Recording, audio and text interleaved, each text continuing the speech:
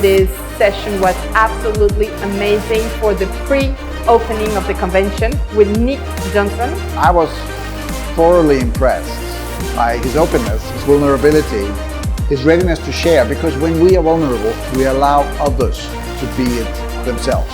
We need to be authentic, we need to be open and vulnerable when we meet people, when we interact with them. The idea is to be as honest as you can, as realistic, and to be able to openly share what you have on your mind.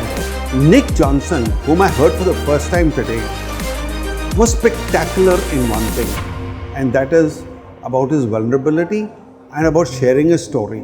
Everyone in the workshop was talking about it after his session. I highly recommend Nick, and he's a fantastic speaker in terms of engaging the audience in ways that I've never seen before.